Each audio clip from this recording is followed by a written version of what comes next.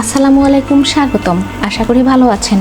আজ নিয়ে এসেছি তিতা ছাড়া পেঁয়াজ রসুন বাদেই রং সবুজ রেখেই ঝরঝরে মজাদার লোভনীয় করলা ভাজি। আজ আমি ভাজিটা করে দেখাবো চিংড়ি শুটকি দিয়ে। আপনারা বলতেই পারেন করলা তিতা, তা আবার লোভনীয় হয় কিভাবে? হ্যাঁ হয়, যদি আপনার রান্নাটা সঠিকভাবে হয়ে থাকে। এই রান্নাটির জন্য আমি চিংড়ির ছোট বড় মেশানো শুটকি নিয়েছি হাফ কাপ। এটাকে 1 কাপ ঠান্ডা বা গরম পানিতে ভিজিয়ে রাখবো 15 থেকে 20 মিনিট। আমি ঠান্ডা পানিতে ভিজিয়ে রেখেছি। আপনি চাইলে গরম পানিতেও, কুসুম গরম পানিতে ভিজাতে পারেন। এই শুটকিটাকে আমি প্রথমে ভালোভাবে বেছে নিয়েছি। আলু নিয়েছি 4টি মাঝারি সাইজের, ভালো করে ছুলে ভাজি করার মতন করে কেটে নিয়েছি, যা আমার এই বাটিটির অর্ধেক হয়েছে। অবশ্যই আলু কেটে ভিজিয়ে রাখবেন পানিতে, নইলে আলুর রং চেঞ্জ হয়ে যাবে। ওই বাটিরই 1 বাটি নিয়েছি পাতলা স্লাইস করে কাটা করলা। চাইলে বিচি ফেলে দিতে পারেন, আমি কিছুটা রেখে দিয়েছি। 2টা বড় সাইজের করলাই 1 বাটি হতে পারে। এবার আলু আর করলা একটা বোলের মধ্যে একসাথে মিশাবো, তাতে সামান্য নুন দিয়ে ভালো করে চটকাবো। হাতের তালুর মধ্যে হালকা চাপ দিয়ে এক পর্যায়ে এটা গলে বা ভেঙে যাবে না, কিন্তু নরম হবে। দেখুন, অর্ধেক রান্না এখানেই হয়ে গেল। একে তো তেতো করলা, তারপরে পেঁয়াজ ছাড়া কী যে হবে, ভয় পাচ্ছেন? প্লিজ বিলিভ মি, একটু বাসায় ট্রাই করুন এই রেসিপিটা, আশা করি ভালো ফল পাবেন। ভিজিয়ে রাখা চিংড়িটা আমি পানি ঝরিয়ে নিয়েছি। দেখুন কতটা সুন্দর এবং নরম হয়েছে, মাশাআল্লাহ, একদম পারফেক্ট। রান্নার জন্য আমার সব কিছু রেডি। চলুন এবার রান্নাঘরে যাই। কড়াইতে পরিমাণ মতো তেল দিয়ে নিয়েছি। এবার আমি এতে 2টো শুকনা মরিচ দিয়ে দিব।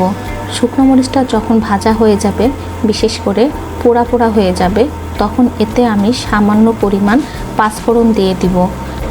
পাঁচফোড়ন তরকারিতে ফ্লেভারের ভূমিকা পালন করে। যারা পছন্দ না, তারা না দিলেই পারবেন। পাঁচফোড়ন দেওয়ার পর আমি একটু নাড়াচাড়া দিয়ে নেব। চুলার আঁচ এই মুহূর্তে একটু আমি কমিয়ে দিব। তারপর আমি ভিজিয়ে রাখা যে চিংড়ি মাছটা ছিল সেটা দিয়ে নেব।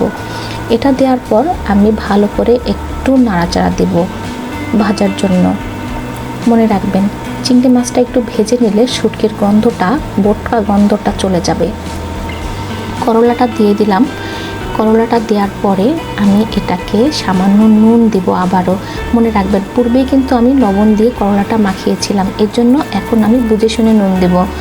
দিয়েছি হাফ চামচের মতো ধনে গুঁড়া, একদম সামান্য পরিমাণ হলুদ গুঁড়া। আমি হলুদ গুঁড়া করলা ভাজিতে সাধারণত দেই না। ভাজিতে হলুদের গুঁড়া দিলেও চলে, না দিলেও চলে। আমি এই মুহূর্তে দিয়েছি লাইট গোল্ডেন কালার আনার জন্য। মশলাগুলো দেওয়ার পর ভালো করে নেড়ে নেব। খেয়াল করেছেন নিশ্চয়, আমি কিন্তু কাঁচামরিচ দেইনি। খুব অল্প সময়ের জন্য আমি ঢাকনা দিয়ে ভাজিটা ঢেকে দিব। মনে রাখবেন, ভাজি যদি বেশি সময় ঢেকে রাখেন, তাহলে ভাজির সবুজ যে করলার যে সবুজ রং আছে সেটা নষ্ট হয়ে যাবে, কেমন ফ্যাকাশে একটা রং হবে। এই মুহূর্তে আমি যখন ভাজি 80% হয়ে যাবে, তখন আমি কাঁচামরিচটা দিয়ে নিচ্ছি। এতে কাঁচামরিচটাও সবুজ থাকবে, গলে যাবে না, খেতেও মজা লাগবে। মরিচটা সহ আপনি খেতে পারবেন। মরিচটা দেওয়ার পরে ভাজিটা আমি ভালোভাবে নেড়ে নিচ্ছি, সব জায়গায় মরিচটা যেন মিশে যায়। আমার ভাজি কিন্তু অলমোস্ট ডান। এটাই আমার ভাজি করার কড়াই, কখনোই ভাজি নিচে লেগে যায় না। আমার মার হাতের করলা ভাজি অসাধারণ। তার করলা আর পেঁয়াজ লাগে 1:1। একদিন তার রেসিপিটাও আপনাদের সঙ্গে শেয়ার করব। দেখুন ভাজিটা কত চমৎকার হয়েছে, দেখতে অনেক লোভনীয়, খেতেও দারুণ স্বাদ হয়েছে। করলা এবং আলু গলে যায়নি, বেশ ঝরঝরে হয়েছে। আশা করি আপনারা সবাই এই রেসিপিটা পেয়ে উপকৃত হবেন। তো এনাফ ফর টুডে। আবারও একদিন হাজির হব অন্য একটা রেসিপি নিয়ে। আল্লাহ হাফেজ।